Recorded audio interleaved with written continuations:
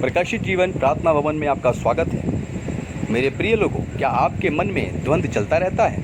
आप यह सोचते हैं कि मैं आज से पवित्र जीवन जीऊँगा, लेकिन वह पवित्र जीवन आप जीने में चूक जाते हैं और फिर से बुरे काम आपके जीवन से हो जाते हैं। आप स्वार्थी व्यक्ति नहीं हैं, लेकिन फिर भी तमाम संसार के लोभ को देखकर स्वार्थी हो जाते हैं।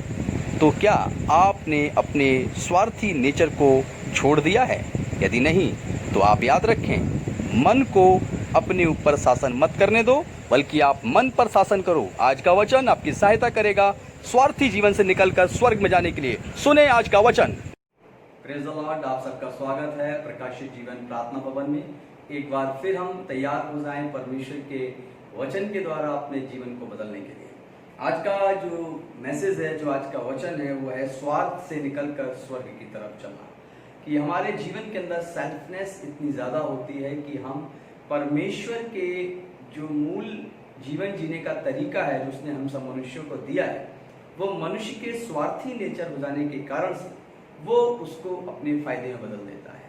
जब यीशु मसीह एक मंदिर के अंदर गए तो प्रभु यीशु मसीह ने वहाँ पर कहा कि तुमने मेरे पिता को डाकुओं की खो बना दिया है।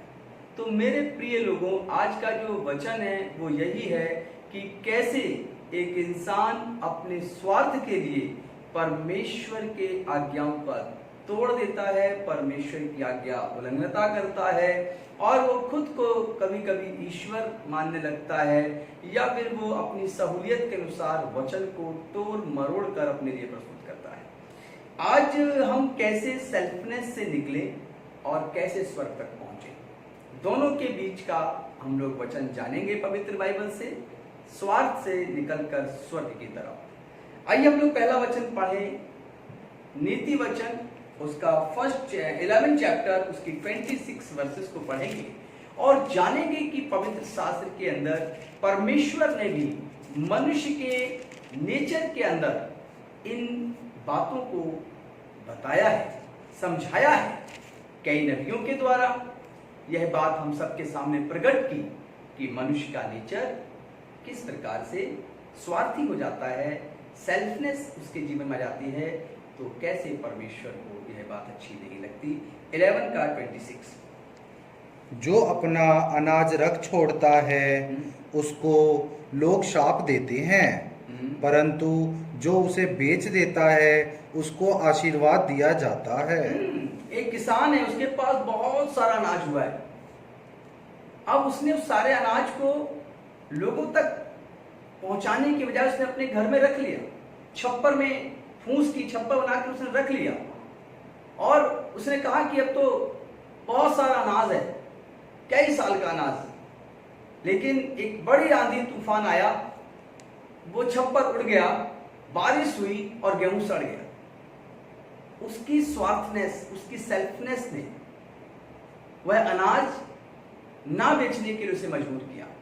यदि वह अनाज बेचता तो पास में रखा हुआ धन छोटे से बटुए में, छोटी सी तिजोरी में कैद होकर छोटी सी जगह पर रख सकता था, लेकिन उसकी स्वार्थी नेचर ने अपने उस अनाज के भंडार को इतना भरना चाहा और वो बाद में सड़ गया। वह मनुष्यों के निवाले के रूप में बदल नहीं पाया।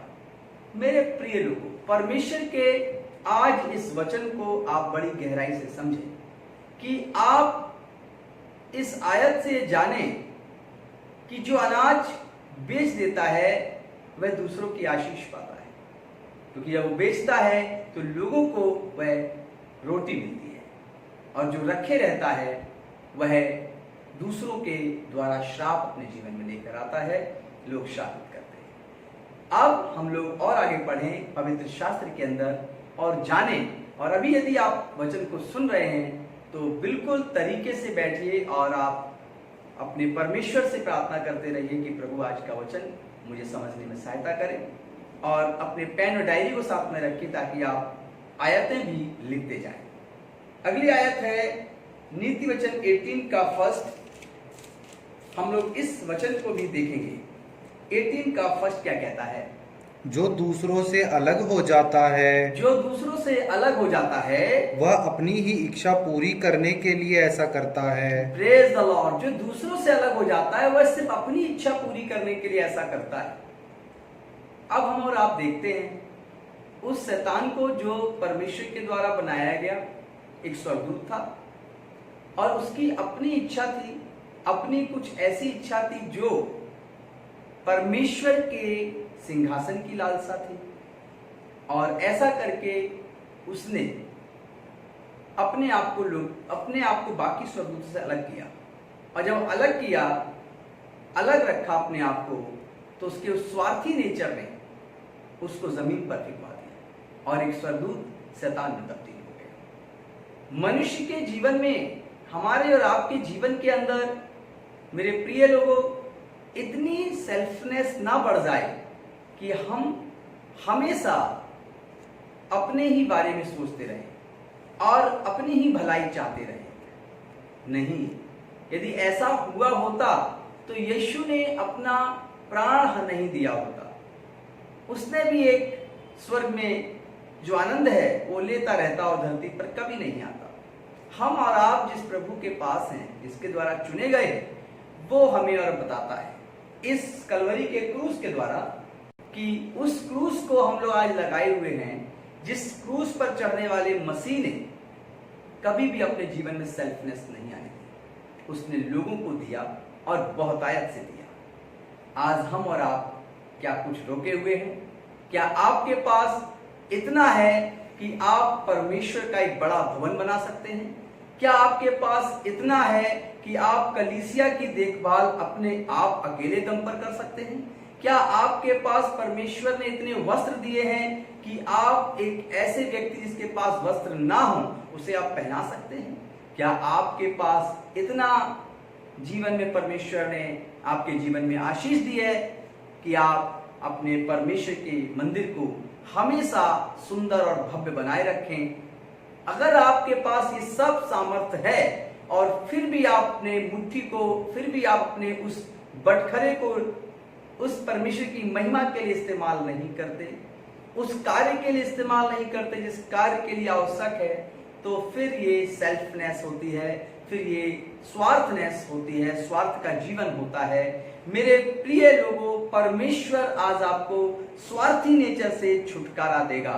ये एक इस तरह का पाप है जो मनुष्य करता भी है और उसको दिखाई नहीं देता। उसके पास वह श्राप, वह पाप होता भी है, लेकिन फिर भी वो उससे आजाद नहीं हो पाता। वो हमेशा कहता रहता है, मेरे पास तो अपने जीवन में मैंने सारी आज्ञाओं को पूरा किया है, देखो मैंने ये आज्ञाएं सब पूरी की हैं, लेकिन कहीं ना कहीं स्वार्थी नेचर दबे पांव इंसान के अंदर घुस आता है और वो सिर्फ अपने ही विषय में चर्चा करता है। हम लोग आज जान लें कि परमेश्वर आज आपको इस स्वार्थी जीवन से आपको छुटकारा देना चाहता है और आपसे कहना चाहता है कि आप एक बुद्धिमान व्यक्ति बने।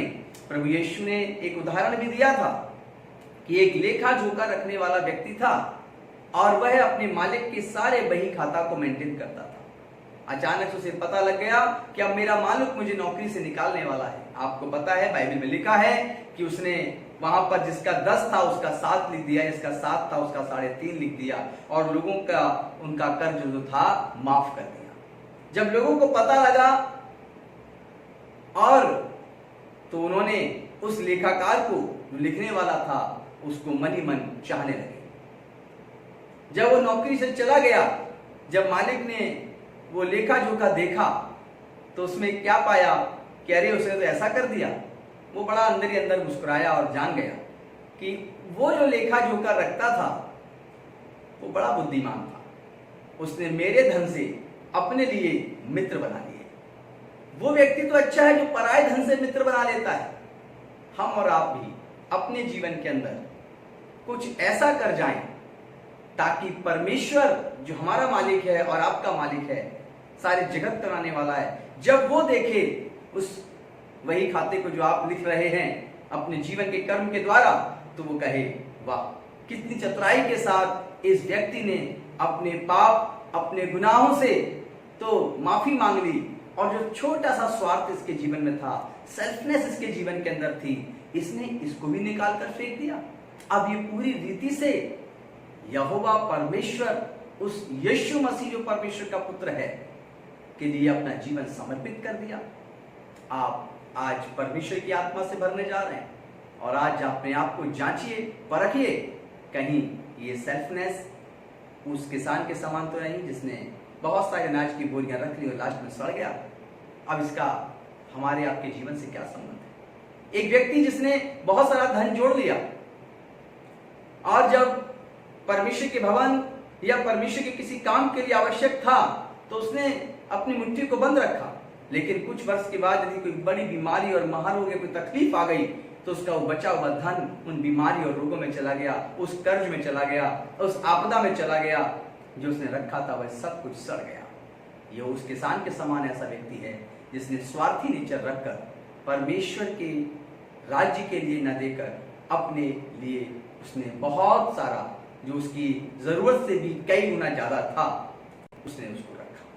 परमेश्वर आपसे कहता है कि तुम मेरे सामने जब आओ तो पूरी रीति से अपने आप को सिद्ध करते आओ।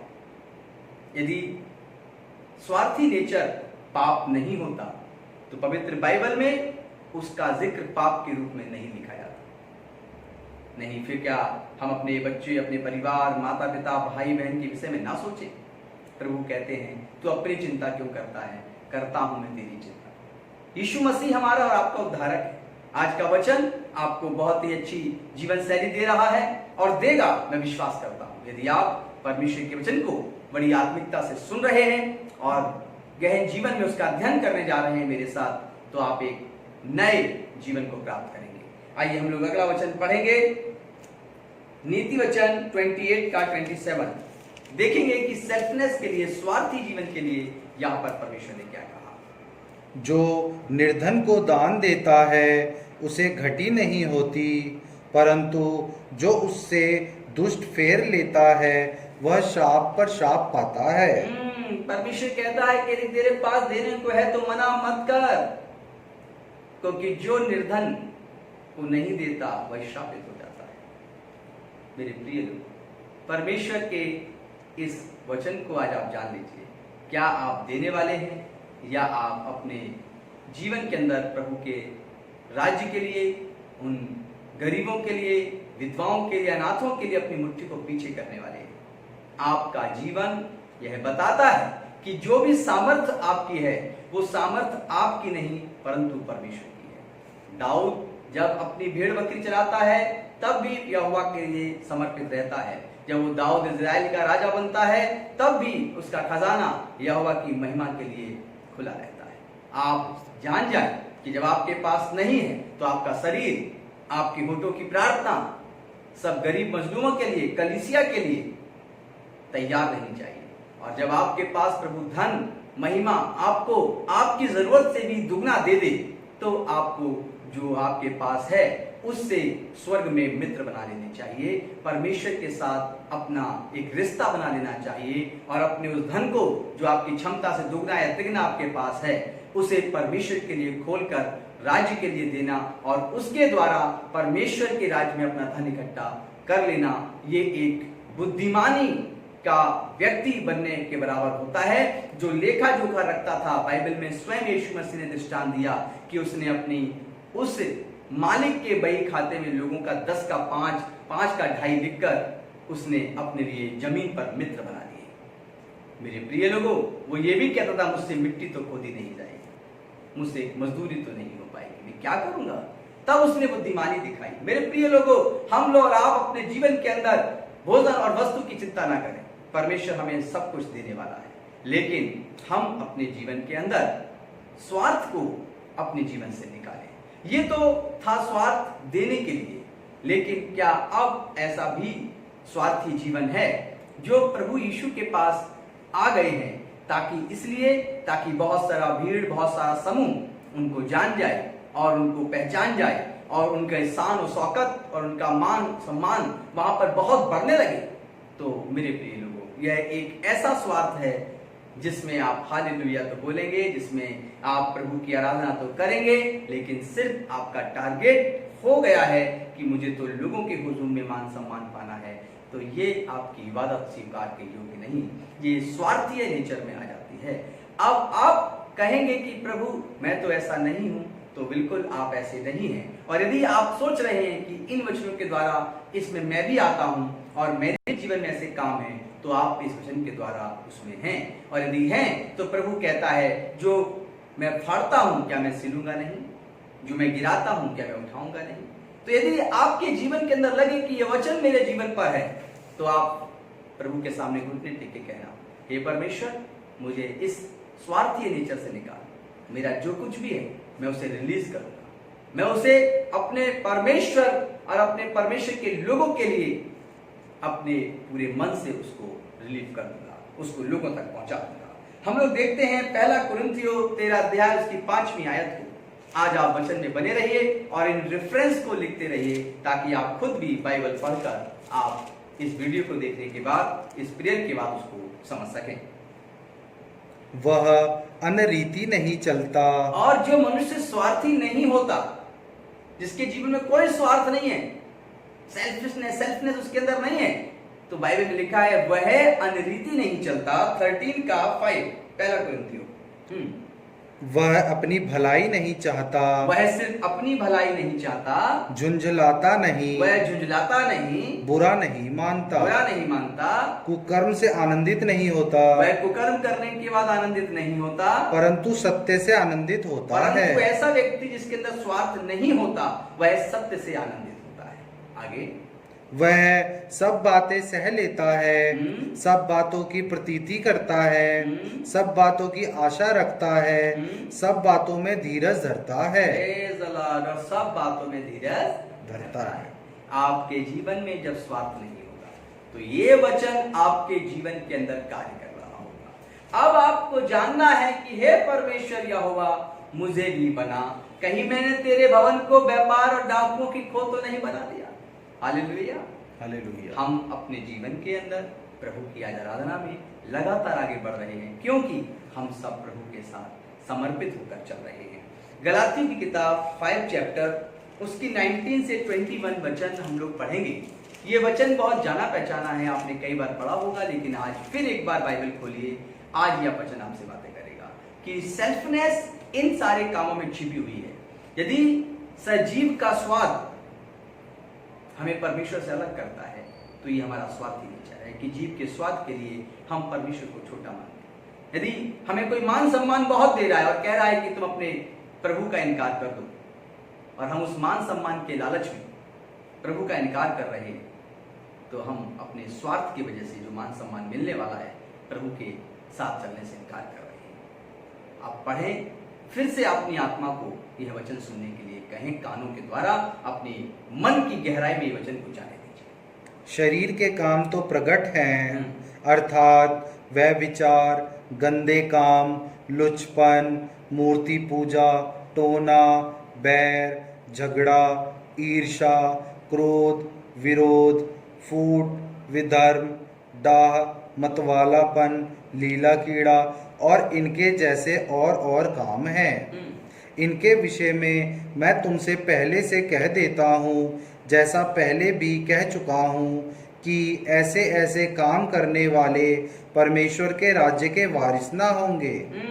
Praise the Lord. ये सारे काम करने वाला व्यक्ति परमेश्वर के राज्य का वारिस नहीं होगा। अब इसमें बहुत सी बातें आ गई, टोना, टोटका, जादू, लुचपन शारीरिक अभिलाषा, जादू टोना जलन और घृणा रखने वाले कि उससे मुझे जलन होती है, उसके बच्चे आगे ना निकल जाएं, उसके परिवार में खुशहाली ना हो जाए, चलो जादू टोना करते हैं और उसके घर में डाल देते हैं, वो नीचे गिरेगा और मैं तरक्की करता चला जाऊंगा। सेल्फनेस, स्वार्थी जीवन। इन्हीं सारे शरीर के काम, इन सारे पाप के जीवन के अंदर एक स्वार्थ का जीवन छिपा होता है। मैंने ये आपको वचन इसीलिए दिया है कि इन लालसाओं में भी स्वार्थ का जीवन है। और जो मैंने पहले बताया था, मैंने शुरुआत में आपको एग्जांपल दिया था कि किस प्रकार से एक किसान ने गेहूं तो बहुत इकट्ठा किया, लेकिन उस गेहूं को लोगों तक नहीं पहुंचने दिया। स्वार्थ का जीवन। आप दाऊद के जीवन को याद रख रहे होंगे कि किस प्रकार उरिय्याह के जीवन के साथ उसने किया, किस प्रकार से उसने शरीर के स्वार्थ के कारण उसकी पत्नी को मारकर उसे अपना बना लिया। हम इसी प्रकार मार देते हैं, कभी कभी परमेश्वर के वचन को भी हम अलग कर देते हैं, नजरअंदाज कर देते हैं। परमेश्वर का आत्मा कहता है उठ खड़ा हो और मेरे भवन के लिए तू कर, मेरे कलीसिया के लिए तू कर, मेरे राज्य के लिए तू कर, प्रभु कहता है। लेकिन हमारा स्वार्थी नेचर कि हमारा जो धन है वो खत्म ना हो जाए, हमारा जो अकाउंट है वो खाली ना हो जाए, हमारे पास इतना ये कहीं घट ना जाए, इस कारण से हम उस परमेश्वर की आवाज को जो आती है उसे हम दबा देते हैं। प्रभु यीशु कहते हैं कुछ मत करो, तुम आत्मा के चलाए चलो, क्योंकि तुम आत्मिक लोग हो। आज मसीह लोगों का जीवन आत्मिक रूप से नहीं चल पाता, क्योंकि वे आत्मा की तो सुनते हैं लेकिन वे फिर स्वार्थी दिमाग इस्तेमाल करते हैं। वे दिल से प्रभु यीशु मसीह के साथ चलना चाहते हैं, वे दिल से प्रभु यीशु की आज्ञाओं को मानना चाहते हैं, वे अपना सब कुछ पौलुस और पतरस और याकूब और यूहन्ना के समान समर्पित करना चाहते हैं। लेकिन कोई है जो स्वार्थ के रूप में उनके मन में आता है और उनके पास आकर वह नहीं करने देता जो उनका आत्मा उनको करने के लिए कहता है। जो आत्मा उन्हें करने के लिए कहता है, जो पवित्र आत्मा उन्हें करने के लिए कहता है, वो सेल्फिश नेचर, स्वार्थी नेचर वह उनको रोक देता है। और जैसे ही वो रुक जाता है, परमेश्वर का अनुग्रह उनके जीवन में जो 1000 गुना बढ़ने वाला था वो भी वहीं पर रुक जाता है। हमारे आपके जीवन के अंदर परमेश्वर कहते हैं इस प्रकार से हमें परखना है, इस प्रकार से हमें अपने वचनों में परमेश्वर के साथ रहना है, ताकि परमेश्वर की सामर्थ पूरी रीति से हमारे आपके जीवन में कार्यरत हो सके। हम लोग देखते हैं गलातियों 6 का 2 क्या कहता है, तुम एक दूसरे का भार उठाओ। Praise the Lord. यहाँ लिखा है कि तुम एक दूसरे का भार उठाओ और इस प्रकार मसीह की व्यवस्था को पूरी करो। अब भार उठाने वाली बात है, यीशु मसीह ने हमारे आपके पापों का बोझ अपने ऊपर उठा लिया। उसने जब क्रूस उठाया तो उसने हम सबके पापों पे, हम सबके बोझ जो था वो उठा कर ले लिया और उसने कोई गुनाह नहीं किया। फिर भी वो स्वार्थी नहीं हुआ, वो स्वर्ग छोड़कर आया। जैसे हम लोग एयर कंडीशन छोड़कर धूप में भागते हैं तो कहते हैं ओ हम कहाँ गर्मी में हैं, लेकिन जब हम एयर कंडीशन में होते हैं तो एक आनंद का हम लोग जीवन जी रहे होते हैं। स्वर्ग में तो इससे भी करोड़ों गुना ज्यादा एयर कंडीशन लाइफ है, उसकी कल्पना नहीं की जा सकती सांसारिक उपकरणों के द्वारा। और वहां से स्वर्ग छोड़कर यीशु मसीह धरती पर आया, हमारे आपके बीच में आया और आकर उसने हमारे आपके पापों का बोझ उठा लिया। इसलिए तो यीशु ने कहा बोझ से दबे हुए लोगों मेरे पास आओ, मैं तुम्हें विश्राम दूंगा। लेकिन ये बोझ किसका है? ये बोझ है मनुष्य के सेल्फनेस का, स्वार्थी है नेचर का, स्वार्थी है मन के अंदर आने वाले विचारों का, जिसके द्वारा वो चाहकर भी दूसरे की मदद नहीं कर पाता, दूसरे का भार नहीं उठा पाता। हम लोग देखेंगे आगे इसको, क्योंकि यदि कोई कुछ न होने पर भी अपने आप को कुछ समझता है तो अपने आप को धोखा देता है। बाहर उठाओ और अपने आप को कुछ ज्यादा बड़ा समझकर अपने आप को धोखा मत दो, क्योंकि हम सब परमेश्वर के द्वारा रचे गए हैं ताकि एक दूसरे को प्रोत्साहित करते रहें, एक दूसरे का भार उठाएं और परमेश्वर के आनंद को जो दूसरे का भार उठाने में है उस आनंद के द्वारा आनंदित हो सकें, उस आनंद में हम और आप चल सकें। यीशु मसीह जब सूली पर चढ़े हुए थे, खून बह रहा था, कीलें ठोक दी गई थी, तब एक जेल में से एक बरअब्बा नाम का डाकू छोड़ दिया गया था। जब बरअब्बा को पता लगता है कि यीशु मसीह मेरे लिए क्रूस पर चढ़ गया है, तो बरअब्बा जो पहले स्वार्थी था, बरअब्बा यीशु से कहता था कि तेरे पास लोग हैं, मेरे पास हथियार हैं, आओ हम मिल जाएं, इजराइल की राजगद्दी को अपने हाथ में ले लें और हम बड़े राजा बन जाएं। वो मुरझाने वाले मुकुट के लिए था। यीशु मसीह के पास स्वर्गीय मुकुट की चाह थी, क्योंकि वो स्वर्ग का है, स्वर्ग की बातें करता है। लेकिन स्वर्ग की बात बरअब्बा को समझ में नहीं आई। बरअब्बा यीशु से बोला तू अकेले ही सारा राज्य हड़पना चाहता है, और गलत हो गया। लेकिन यीशु ने तभी बरअब्बा से कहा, हे बरअब्बा, मैं समय आने पर अपना प्राण भी तेरे लिए दे दूंगा। यीशु मसीह के अंदर कोई स्वार्थनेस नहीं है, वो बिल्कुल अपने आप को देने के लिए आए थे कि मैं पूरी रीति से अपने कतरे कतरे को, अपनी हर चीज को इन मनुष्यों के लिए दे दूंगा। हम सब के लिए वो देने आया था, सब कुछ उसने दे दिया। लेकिन आज के समय में मसीही लोगों के पास वचन बहुत सारे हैं, लेकिन आत्मा उनके पास कभी कभार ही उनको प्राप्त होती है। और जब आत्मा की चलाई में नहीं चलते, तब वे अपने जीवन के अंदर सेल्फनेस में चले जाते हैं। प्रभु कहते हैं, कहां से आप हवा आती है, कहां को जाती है, कोई नहीं जानता। आत्मा से भरे हुए लोग ऐसे ही होते हैं, वे कभी भी कल की चिंता नहीं करते। वे कहते हैं कि मेरा परमेश्वर मेरा रक्षक है, तो फिर मुझे कौन रोक सकता है। हम लोग देखते हैं कि अपने और आप, हमारे और आपके जीवन के अंदर परमेश्वर एक इसी प्रकार का जीवन आज समर्पित रूप से हमारे आपके लिए रखना चाहता है। आज हम और आप कहें, हे प्रभु, हमें इस स्वार्थीय जीवन से निकाल और हमें अपने लिए इस्तेमाल कर, ताकि हम तेरे लिए इस्तेमाल हो सकें। जब बरअब्बा जेल से छूटा, तो बरअब्बा कहता है, मेरे बदले कौन सूली चढ़ा? बोले, यीशु मसीह सूली चढ़ा, क्योंकि किसी एक को छोड़ने पर कानून था कि किसी को दूसरे को सूली दी जाएगी। यीशु ने बरअब्बा के बोझ को उठा लिया, उसका मृत्यु रूपी बोझ अपने ऊपर ले लिया और अपने आप को कुर्बान कर दिया।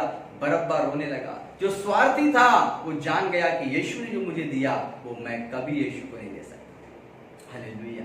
क्या आप अपने जीवन के अंदर यीशु के चेले हैं, यीशु की बेटी हैं, यीशु के बेटे हैं? आप कहते हैं कि हाँ प्रभु मैं आपका हूं, तो फिर आप अपने मन के अंदर जो प्रभु आपके अंदर डाले, वो कभी भी उसे आप मत रोकिए, क्योंकि वो आत्मा के द्वारा चलाने वाला है। क्योंकि वो कहता है कि मैं तुझे आत्मा के द्वारा चलाऊंगा, और तू आत्मा में चलेगा तो तू सामर्थ्य रीति से चलेगा, और शैतान के बड़े बड़े दरख्तों वाले जो रुकावटें हैं, चाहे वो बटवृक्ष के समान, बरगद के पेड़ के समान रुकावट क्यों ना हो, उस परमेश्वर की आत्मा की वायु के द्वारा वो निस्तनाबूद हो जाएगा, उखड़कर समुद्र में गिर जाएगा। लेकिन आपको चलना होगा आत्मा के द्वारा। बुद्धि जो दुष्ट की हो उसके द्वारा नहीं, मन की भावनाएं वे नहीं हो जो संसार की हैं, वे हों जो परमेश्वर की हों। आज आप यदि इस वचन के द्वारा अपने आप को समर्पित कर रहे हैं और कह रहे हैं कि हाँ प्रभु, मैं उस सेल्फनेस से निकलकर आज आत्मा में जीवन को महसूस कर रहा हूं, और मेरे अंदर ये कमी थी, आज मैं इससे निकल रहा हूं, क्योंकि आप मुझे देंगे और भरपूरी से देंगे। हालेलुया। हम लोग देखते हैं फिलिपियो 2 चैप्टर उसके 3 और 4 वचन को। फिलिपियो की पत्री उसका 2 चैप्टर और उसके 3 और 4 को हम लोग देखेंगे। विरोध या झूठी बड़ाई के लिए कुछ ना करो, पर दीनता से एक दूसरे को अपने से अच्छा समझो। Praise the Lord। लिखा है विरोध और झूठी बड़ाई के लिए ऐसा मत करो। इसमें स्वार्थ होता है कि विरोध इसलिए करना है ताकि लोग मुझे बुद्धिमान समझें। झूठी बड़ाई मेरी करो ताकि मैं दिखाई पड़ूं कि हाँ सब कुछ मैं ही हूं। नहीं, परमेश्वर कहता है तुम जो भी कुछ करो, विरोध और झूठी तारीफ के लिए मत करो। तुम यदि करो तो पूरे निस्वार्थ रूप से पवित्र मन से करो, क्योंकि मैं तुम्हारे पवित्र होठों की प्रार्थना स्वीकार करता हूं, मैं तुम्हारे पवित्र मन की प्रार्थना स्वीकार करता हूं। यदि तुम अपने दान, अपने नजराने में यदि तुम दो, तो कुड़कुड़ा कर मत दो, तुम किसी प्रकार से डींग मार कर मत दो, बल्कि तुम जैसा मन में ठानो वैसा ही दो। इस प्रकार से तुम अपने जीवन को जियो। अब परमेश्वर हमें और आपको बताना चाहता है कि हमारे आपके जीवन के अंदर चौथी आयत क्या कहती है, ध्यान से सुनिए। हर एक अपने ही हित के नहीं वरन दूसरे के हित की भी चिंता करे। सिर्फ अपना हित नहीं देखना है, सिर्फ अपने बारे में नहीं सोचना है, हमें दूसरे के हित को भी सोचना है, दूसरे के विषय में भी सोचना है। और परमेश्वर कहता है ऐसा मसीह ही लोगों का हृदय होता है, गैर मसीहों का हृदय नहीं होता है। लेकिन आज हम लोग देखते हैं कि जो मसीह में नहीं है, वे अपने तमाम खजाने, अपने खत्ते को खोलकर, दिल खोलकर मदद करते हैं। लेकिन जो मसीह में हैं, वे कहीं ना कहीं उस किसान के समान हो जाते हैं जो अपने गेहूं को अपने घर में सड़ने के लिए इकट्ठा कर लिया करते हैं, और वे तमाम दुनियावी कामों में खर्च हो जाया करते हैं, लेकिन वे परमेश्वर के राज्य के लिए कभी भी उसको इस्तेमाल नहीं कर पाते। मेरे प्रिय लोगों, हमें अपने जीवन के अंदर पवित्र शास्त्र बाइबल से आत्मा की चलाए चलना है। आज आपका जीवन स्वर्ग की तरफ चलेगा यदि हम लोग अपने स्वार्थीय जीवन को हटाकर परमेश्वर के पवित्र जीवन को अपनाएंगे। हम लोग देखते हैं यहाँ पर पहला यूहन्ना उसका 3 अध्याय उसकी 17वीं आयत क्या कहती है। पहला यूहन्ना उसका 3rd चैप्टर और उसकी 17 वर्सेस। पर जिस किसी के पास संसार की संपत्ति हो और वह अपने भाई को कंगाल देखकर उस पर तरस खाना न चाहे, तो उसमें परमेश्वर का प्रेम कैसे बना रह सकता है? हालेलुया। यदि बहुत संपत्ति हो और उसका भाई कंगाल हो, उसका भाई जो है वो कंगाली में जीवन जी रहा हो, तो फिर सोचिए कि उस संपत्ति का उस भाई के पास क्या लाभ जो अपने भाई को न दे सके। मेरे प्रिय लोगों, ये रेफरेंस पवित्र शास्त्र बाइबल के हैं। इनके आगे और पीछे आप पढ़िए और जानिए कहीं ये नेचर जो सेल्फनेस का है, स्वार्थ का है, कहीं समा तो नहीं गया आपके अंदर, कहीं घर तो नहीं कर गया। क्या ऊपर से लग रहा है कि हमने सब कुछ प्रभु के लिए कर दिया और ये छोटा सी रुकावट हमारे जीवन में हमारी आशीषों को रोके हुए है। अगर हमारी आशीषें रुकी, हमें उसको रिलीज करना है। और परमेश्वर कहता है, मैं तुम्हारे जीवन में वचन के द्वारा ही डालूंगा कि तुम मेरे लिए, मेरे राज्य के लिए कैसे तुम इस्तेमाल होगे। यदि हम आत्मा की चराई चलते हैं तो हम प्रभु की योजना को परखते और समझते हैं। 17वीं आयत को दोबारा पढ़ेंगे और आप सभी लोग ध्यान से सुनेंगे। पर जिस किसी के पास संसार की संपत्ति हो, संसार की संपत्ति किसी के पास हो और वह अपने भाई को कंगाल देखकर उस पर तरस खाना न चाहे, तो उसमें परमेश्वर का प्रेम कैसे बना रह सकता है? कैसे तरस खाना, यहाँ पे शब्द आता है तरस खाना। तरस तभी आएगा जब आप परमेश्वर की आत्मा के चलाए चलेंगे। Hallelujah, hallelujah. एक व्यक्ति था जो रास्ते में बीमार पड़ा था, मूर्छित। वहां से फरीसी निकल गए, शास्त्री निकल गए, लेवीय निकल गए, बड़े बड़े पद के लोग निकल गए। तभी वहां पर एक सामरी आया जिसको कोई छूता नहीं था, जिससे कोई खाना नहीं खाता था। और सामरी व्यक्ति ने बाइबल में लिखा है कि उसको उठाकर उसका इलाज कराने के लिए सराय में लेकर गया, वैद्य को दिखाया और वहां पर धन जमा करके कहता है कि इसके इलाज में जो खर्च हो और कर देना, मैं ये रुपए देकर जाता हूं। वो उसको जानता नहीं था, वो उसको पहचानता नहीं था कि ये कौन है, कहां का है, लेकिन फिर भी उसको क्या आया? तरस आया। बड़े बड़े धनवानों को तरस नहीं आया, लेकिन उसको तरस आया जो खुद दूसरे का तरस खाने के लिए अपनी कौम और अपने लोगों के साथ अलग थलग रहता था। हमारे पास पवित्र शास्त्र है, खजाना है। और मुझे पता है कि आप जब वीडियो देख रहे हैं, बहुत सी वचन आपको याद होंगे, बहुत सी आयतें आपने पढ़ी होंगी, बाइबल का पूरा अध्ययन हो सकता है कि आपने किया हो, लेकिन ये वचन आज आपसे सिर्फ इतना कहना चाहता है, मुट्ठी अपनी रिलीज करिए परमेश्वर के राज्य के लिए। अपने पास मत परमेश्वर के राज्य की किसी भी कार्य को करने के लिए अपने आप को रोकिए। परमेश्वर कहता है, जब तुम अपने जीवन को ऐसे खर्च कर दोगे, तब तुम अपने लिए स्वर्ग में पिता परमेश्वर की महिमा करने पाओगे। मेरे प्रिय लोगों, वो सामरी व्यक्ति लेकर गया और धन दे देता है और एडवांस दे देता है और कहता और भी आऊंगा, वापस देकर जाऊंगा, लेकिन इसका ट्रीटमेंट करो, लेकिन इसकी देखभाल करो। कौन था वो? उसका कोई नहीं, वो उसको जानता नहीं था, फिर भी उसको दिया। यहां पर मसीह व्यक्ति के साथ जिसको जानता है फिर भी मदद करने के लिए पीछे हट जाता है। क्यों ऐसा होता है? क्योंकि कहीं ना कहीं उनके जीवन में सेल्फनेस आ जाती है, स्वार्थ का जीवन आ जाता है। कहीं ना कहीं परमेश्वर का भवन खंडर होता है, परमेश्वर का भवन खंडर पड़ा रहता है। क्यों? वह अपने जीवन को परमेश्वर के भवन के लिए इस्तेमाल नहीं होने देता। परमेश्वरी भवन की जरूरतों के बारे में पता होता है, लेकिन फिर भी एक व्यक्ति अपने हाथों को रिलीज नहीं करना चाहता है, अपने हाथों से देना नहीं चाहता है। ऐसा क्यों होता है? ऐसा इसीलिए होता है कि सेल्फनेस, स्वार्थी जीवन उसके जीवन को बांध देता है। लेकिन यदि आप अपने जीवन से स्वार्थ को दूर करेंगे, तो वो स्वर्ग जिसमें हमारा पिता रहता है, हमारा मसीह स्वर्ग में दाहिनी ओर बैठा हुआ है, हम सब भी वहां पर अपने लिए एक आनंद और एक धन इकट्ठा करेंगे। आइए देखते हैं स्वर्ग के विषय में। प्रकाशित वाक्य 5 अध्याय की 12वीं आयत को देखेंगे कि यहाँ पर परमेश्वर किस प्रकार से हम और आपसे बातें करते हैं। प्रकाशित वाक्य 5 का 12 क्या कहता है? और वे ऊंचे शब्द से कहते थे, और वे ऊंचे शब्द से कहते थे, वध किया हुआ मेमना ही, वध किया हुआ मेमना ही, सामर्थ्य और धन, सामर्थ्य और धन, और ज्ञान और शक्ति, ज्ञान और शक्ति, और आदर और महिमा, आदर और महिमा, और धन्यवाद के योग्य है। हालेलुया, और धन्यवाद के योग्य है। इसमें शब्द आता है धन।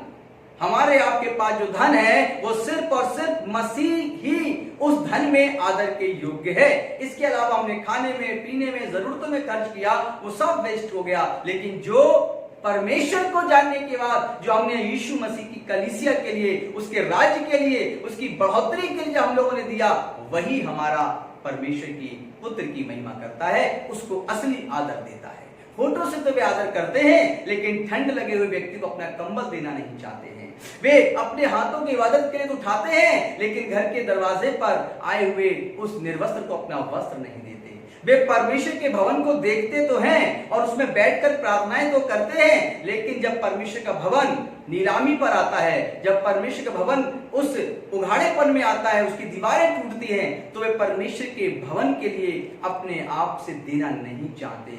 वे वहां पर स्वार्थी जीवन जी लेते हैं। मेरे प्रिय लोगों, आप आज आशीषित हो रहे हैं कि आप प्रकाशित वाक्य के अंदर ये जानिए कि धन, सब कुछ जो बातें लिखी है इस आयत के अंदर, वे सब के सब यीशु मसीह के आदर के योग्य हैं। यीशु मसीह को हम आदर देना चाहते हैं तो अपने अंदर के इन बातों को भी निकाल कर बाहर करिए और दीजिए उसको आदर। कहिए कि प्रभु मेरे पास जो कुछ भी है आज मैं उसको तेरे लिए देता हूं, और तू मेरे मन में जो डाल रहा है मैं उसे पूरा करके रहूंगा। मैं उस तेरी कलीसिया के लिए, तेरे राज्य के लिए, तेरे भवन के लिए, मैं उन गरीब और विधवा अनाथों के लिए अपने जीवन को पूरी रीति से, अपनी मुट्ठी को, अपने धन को पूरी रीति से खोलूंगा। मेरे पिता परमेश्वर, तेरी महिमा करूंगा, तेरी हमदो सना करूंगा।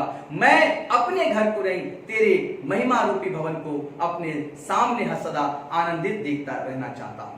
ऐसे जब आप आज आत्मा में कह रहे हैं तो परमेश्वर आपके जीवन में आज कह रहे हैं उठ और ऐसा कर। और जब आप कहते हैं प्रभु मैं ऐसा ही करूंगा, तो आपके लिए एक फाटक खुल जाता है जो आपके जीवन में आशीष लेकर आता है। हालेलुया। आइए हम लोग एक वचन और पढ़ते हैं, याकूब 5:13 क्या कहता है? याकूब की पत्री 5 चैप्टर और उसकी माफ करिए मरकुस 16 का 19, मरकुस 16 का 19 ये आयत सही है। मरकुस 16 का 19, 16 का 19।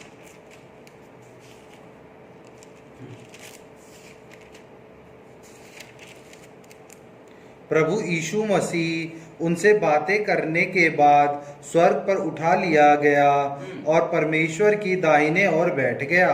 हालेलुया। हालेलुया। यीशु मसीह जो आदर और महिमा के योग्य है वह स्वर्ग पर उठा लिया गया, पिता के दाहिने बैठ गया। जब हम और आप अपने जीवन के स्वार्थी नेचर को त्याग देते हैं, हमें और आपको यीशु मसीह ने कहा जहां मैं जाता हूं वहां तुम भी रहने पाओगे।